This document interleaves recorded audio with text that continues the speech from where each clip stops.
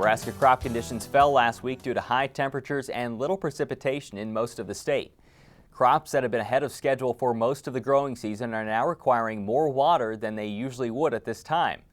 When we talked with UNL Extension educator Gary Zoubek on Thursday, he said evapotranspiration is nearly double the average, requiring irrigators to pay close attention to crop needs rather than the date on the calendar.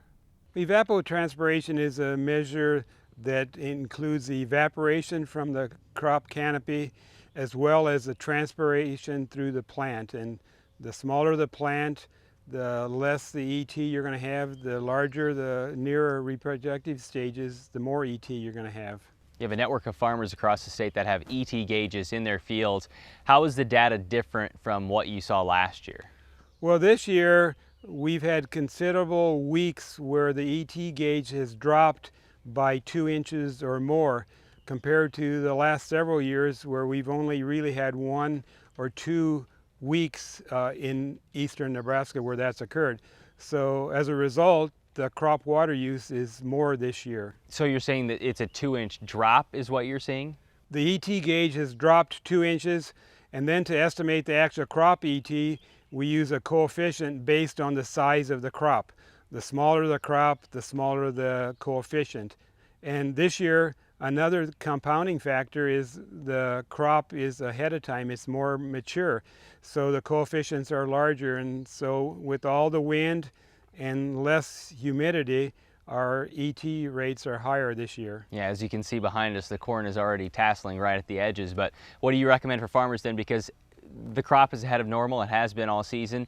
So you recommend that producers don't necessarily look at what date it is, but rather what the crop needs? What the crop needs are. And then the other part that's really important is to make sure you monitor the soil water, because that's just like money in the bank, and we definitely want to go ahead and take that into account. Are we at a critical point now in terms of crop growth and what it needs to really pollinate?